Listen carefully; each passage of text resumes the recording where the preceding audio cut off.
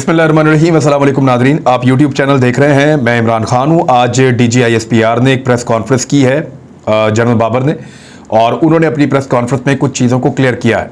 5 बुनियादी नुकात हैं जिनके ऊपर मैं बात करूँगा और आपके सामने रखूँगा इनके हक़ाइक़। इससे बहुत प्रोपेगेंडा किया जा रहा है सोशल मीडिया पे। बाज़ लोग फ़ौज के ख़िलाफ़ भी बात करना शुरू हो गए हैं और बाज़ लोग जो हैं वो हुकूमत के ख़िलाफ़ बात कर रहे हैं, और कुछ लोग साबिका हुकूमत इमरान खान साहब के ऊपर भी कीचड़ उछाल रहे हैं। यानी 3 किस्म का नुक्ता नज़र सामने आया है। लेकिन पहले वो 5 चीज़ें जो फ़ौज के तर्जुमान जनरल बाबर साहब ने जो बातें की हैं वो मैं आपके सामने रख देता हूँ। नंबर 1, उन्होंने कहा कि आलमी साजिश का लफ्ज़ नहीं है। वो जो एक मुश्तरका एलामिया जारी किया गया था नेशनल सिक्योरिटी कमेटी का, जिसको इमरान खान साहब ने बतौर वज़ीर-ए-आज़म चेयर किया था, और सर्विसेज चीफ उसके अंदर मौजूद थे, आर्मी चीफ DGI और बाकी लोग भी। उस एलामिया के अंदर उन्होंने कहा कि आलमी साजिश का लफ्ज़ नहीं है। ये याद रखिएगा, एक नुक्ता ये है। दूसरा नुक्ता जो इसमें बोला DGISPR ने, जो ख़ास चीज़ें हैं वो मैं आपके सामने सिर्फ रख रहा हूँ। दूसरी चीज़ उन्होंने कही कि इमरान खान ने खुद कहा था कि मैं इस्तीफ़ा देता हूँ, अदम एतमाद वापस करवा ली जाए।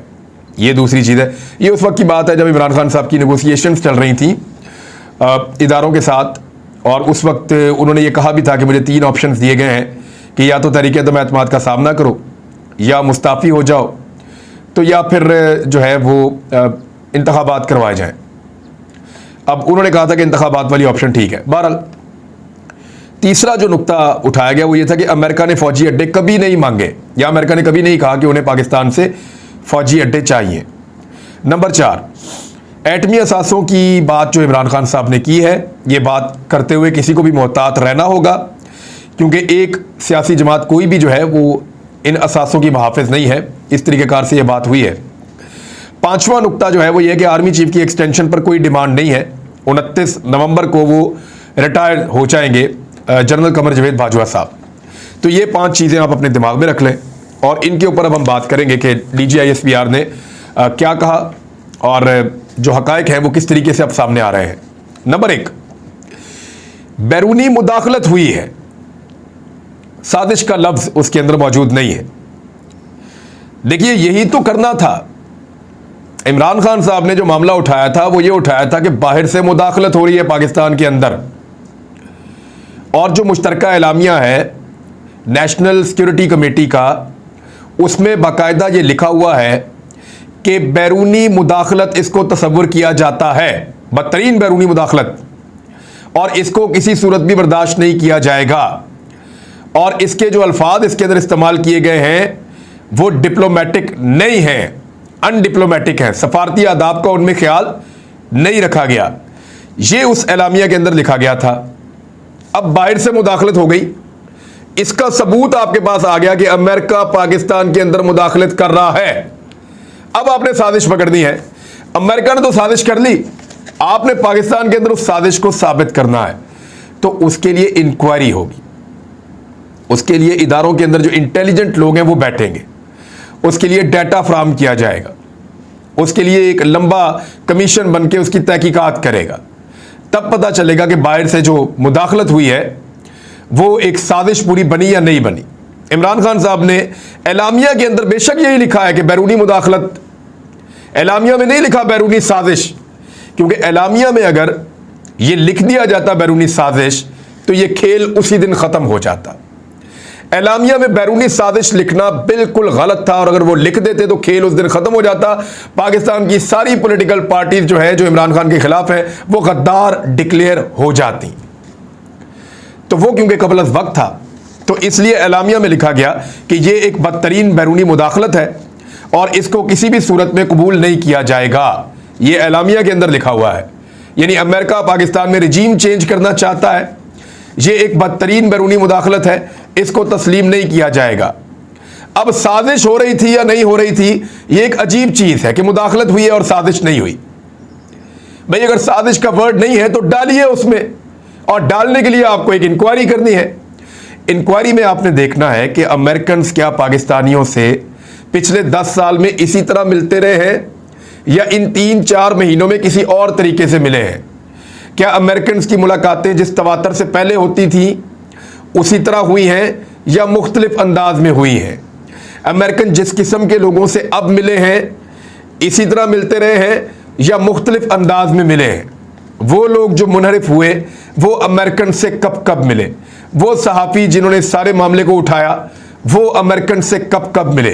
एक टीवी चैनल का मालिक वो अमेरिका के मखसूस लोगों से मिलता है और उसके बाद पाकिस्तान की तमाम पॉलिटिकल पार्टी से रब्ता करता है और उसका चैनल लगातार उस हुकूमत को गिराने के लिए प्रोपेगेंडा करता है। ये सारी चीज़ें जब आप इकट्ठी करके देखते हैं तो फिर आपको समझ आती है कि बैरूनी मुदाखलत कैसे साजिश में बदल गई। जैसा हुआ अमेरिका ने खुद तस्लीम किया और दर्जनों मरतबा तस्लीम किया कि उन्होंने दुनिया के कई ममालिक में रजीम तब्दील किया है, यानी उन्होंने दुनिया के कई ममालिक में इंपोर्टेड हुकूमतें बनाई हैं और वहाँ पे मौजूद अवामी हुकूमतें गिराई हैं। ये अमेरिकन कहते हैं। दुनिया भर में इसके ऊपर इंक्वायरी रिपोर्ट्स मौजूद हैं। पाकिस्तान अगर इसके ऊपर एक और इंक्वायरी करता है तो इसकी रिपोर्ट भी उन रिपोर्टों के अंदर मौजूद हो सकती है। तो ये तो पहला नुक्ता आ गया जिसके ऊपर बहुत सारे लोग कह रहे हैं जी बताओ अब तो DGISPR ने कह दिया कोई साजिश नहीं है, लेकिन उसी DGISPR ने कहा कि ये जो खुफिया लेटर है ये एक बैरूनी मुदाखलत है, बैरूनी मुदाखलत है। तो अगर अब किसी को गैरत नहीं आ रही है, कोई ये कहता है कि भाई हमें ये वाली गाली दोगे तो हम बुरा मनाएंगे, ये वाली गाली दोगे तो हम बुरा नहीं मनाएंगे, तो ये तो फिर उसकी अपनी मर्जी है। लोग इसको जो मर्जी जो है वो जामा पहना रहे हैं, जो मर्जी मानी इस बात को दे रहे हैं। दूसरा, इमरान खान ने कहा था कि इस्तीफ़ा देता हूं और ख़ुद उन्होंने ये कहा था कि अदम एतमाद वापस ले ली जाए। तो ये तो इमरान खान साहब ने कई दफ़ा कहा है, इसमें तो कोई नई बात नहीं है।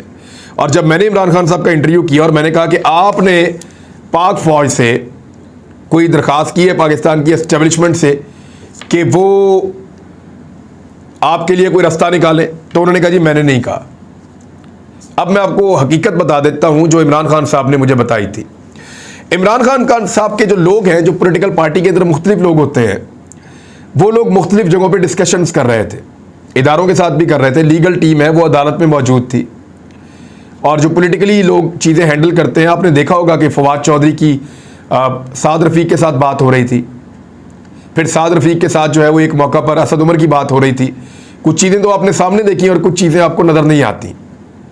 तो इसी तरह इदारे भी बीच में अपना रोल प्ले कर रहे थे कि पाकिस्तान को अनारकी से और किसी बड़े फड्डे से बचाया जाए। तो वहां पे 3 ऑप्शंस डिस्कस हुए, 3 ऑप्शन डिस्कस हुए और वो फिर इमरान खान साहब के बंदे इमरान खान साहब के सामने लेकर गए कि जनाब ये 3 ऑप्शंस हैं। उनमें एक ये था कि तहरीक-ए-एतमाद वापस हो, असम्बलियां तहलील इलेक्शन। दूसरा ये था तहरीक-ए-एतमाद का या तो फिर आप सामना करें। तीसरा ये था आप इस्तीफ़ा दे दें और तहरीक-ए-एतमाद वैसे ही ख़त्म हो जाएगी। तो इमरान खान साहब ने जो मैंने आपको पहले वाला ऑप्शन बताया वो अडॉप्ट किया था और ये पैगाम फिर इमरान खान साहब के लोग लेकर गए थे कि जी बिल्कुल इमरान खान साहब ये ऑप्शन के ऊपर राज़ी है कि आप तहरीक-ए-एतमाद वापस करवाएं तो मैं इस्तीफ़ा दे देता हूं, ये ख़त्म कर देता हूं और नया इलेक्शन हो जाते हैं। ये तो ऑप्शन था, ये तो ऑप्शन बिल्कुल था और इमरान खान साहब चाहते थे इस मुल्क में इलेक्शन हो जाए। तो ये तो कोई ऐसी ढकी छुपी बात नहीं है, इसको बहुत ज़्यादा पॉलिटिसाइज किया जा रहा है लोगों की जानिब से। तीसरा, अमेरिका ने फौजी अड्डे कभी नहीं मांगे। ये बात हमें जब एक ब्रीफिंग दी थी पाक फौज ने गुज़िश्ता साल, तो उसमें उन्होंने कहा था कि अमेरिका ने कभी भी डायरेक्टली हमें ये नहीं कहा कि फौजी अड्डे दें, और अगर कहीं फौज को भी वो ये कहते या किसी को भी ये कहते, मुमकिन है इमरान खान साहब को कहा हो अमेरिका ने, फौज को ना कहा हो, मुमकिन है उन्हें कहा हो, लेकिन ये एब्सोल्युटली नॉट आया कहाँ से। एक सहाफ़ी आया, उसने इमरान खान से सवाल किया कि जनाब अड्डे चाहिए, अगर अमेरिका मांगे तो इमरान खान ने कहा कि एब्सोल्युटली नॉट, अड्डे हम नहीं देंगे। वो एक सवाल का जवाब था जिससे सारी दुनिया को पता चल गया कि ये तो अड्डे नहीं देंगे भाई। तो फिर मांगने का फ़ायदा क्या है? अगर तो अमेरिका ने अड्डे ही नहीं मांगे और इमरान खान ने दिए ही नहीं, तो लड़ाई किस बात की है? ऐसी क्या चीज़ है जो सख्त फंसे होने के बावजूद, इंतहाई मजबूर होने के बावजूद जो बाइडन को रोक कर रखती है कि वो उस मुल्क के वज़ीर आज़म को फ़ोन करे या उससे रब्ता करे जो मुल्क उस सिचुएशन में अमेरिका के सबसे ज़्यादा काम आ सकता था। पाकिस्तान के वज़ीर आज़म से, इमरान खान से वो बात नहीं कर रहा, हालांकि सबसे ज़्यादा ज़रूरी काम उसको इमरान खान से है। तो कोई तो ऐसी बात थी। अमेरिका को और कौन सा गुस्सा है इमरान खान पे? यानी इससे पहले तो यही हो सकता है कि इमरान खान ने कहा था कि मैं इसराइल को कभी तस्लीम नहीं करूंगा और कभी इसराइल को तस्लीम नहीं करूंगा मैं अपने अल्लाह को क्या जवाब दूंगा अगर मैंने इसको तस्लीम कर लिया तो। उसी दिन बहुत सारे लोगों ने कहा था कि इमरान खान के दिन अब गिने जा चुके हैं, अब उल्टी गिनती शुरू हो गई है। और इमरान खान साहब ने अपने जलसे में यह क्लेम किया पेशावर वाले में कि सबसे ज्यादा खुशियां इंडिया में और इसराइल में मनाई गई हैं इमरान खान साहब को निकालने पर। तो अमेरिका ने अगर अड्डे मांगे नहीं तो फिर अमेरिका को इमरान खान से तकलीफ क्या थी? फिर उसको निकालने के लिए इस किस्म का मुरासला क्यों भेजा गया? फिर इस मुरासले के अंदर यह क्यों लिखा है कि अगर आप इमरान खान को तहरीक अदम-ए-एतमाद में निकाल देते हैं तो आपकी गलतियां माफ, और अगर आप इमरान खान को तहरीक अदम-ए-एतमाद में नहीं निकाल पाते और वो वजीर आज़म रहता है तो फिर इसके सख्त नताइज आपको भुगतने पड़ेंगे। फिर अमेरिका इतना खिलाफ क्यों? शक्ल पसंद नहीं है इमरान खान की। वजह क्या है फिर निकालने की? जरा ये सोचिए। कुछ तो मांग रहा था जो वो नहीं दे रहा था, कुछ तो उनकी डिमांड थी वो जो नहीं पूरी कर रहा था। इसी बुनियाद पे तो ये मुरासला आया है, इसी बुनियाद पे तो ये साइफर आया है। तो मामले को छोटे छोटे जुमलों के अंदर हम कवर नहीं कर सकते, उसको ब्रॉडर पिक्चर को देखना होता है कि वाकई में अमेरिका इमरान खान का दुश्मन है या नहीं। तो बात तो ठीक है कि दुश्मन है, उसने कहा निकालो इसको, और निकालने के लिए उन्होंने पूरा प्लान भी किया। चौथी बात, DGISPR ने बहुत ठीक बात की है कि एटमी असासों की बात उन्होंने की। इमरान खान साहब ने जो कल बयान दिया कि ये लोग, उन्होंने ये बयान ऐसे दिया कि ये लोग, इनकी जायदादें बाहर पड़ी हुई हैं, इनके बच्चे बाहर हैं, इनका जीना मरना बाहर है, दौलत, जायदादें, कारोबार सब कुछ बाहर है, बाहर वालों से ब्लैकमेल होते हैं, उनके खिलाफ जबान नहीं खोल सकते, तो इन लोगों के पास हमारे एटमी असासे महफूज रहेंगे।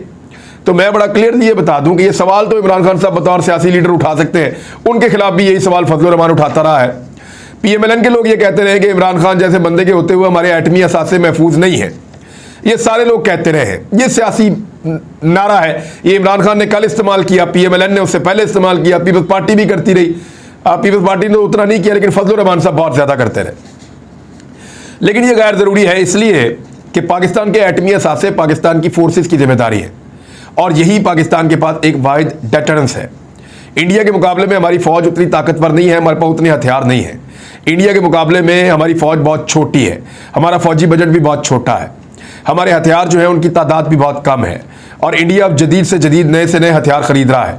पाकिस्तान उसका मुकाबला करने के लिए हथियार लेता रहता है, लेकिन हमारे पास जो वाहिद और बड़ी डेटरेंस मौजूद है जिसकी वजह से इंडिया कोई ऐसी हरकत नहीं कर पाता जो शायद वो बार बार करता, वो हमारे एटमी असासे और हमारे एटमी हथियार हैं, और उनकी निगरानी और उनकी हिफाजत जो है वो हमारी फोर्सेस के जिम्मे है। मेरे ख्याल में उसके ऊपर तो कोई भी समझौता नहीं कर सकता, और कोई पॉलिटिकल पार्टी चाहे भी, या सारी पॉलिटिकल पार्टीज मिलकर भी चाहे, तो तब भी आप अपने एटमी असासों को कुर्बान नहीं कर सकते।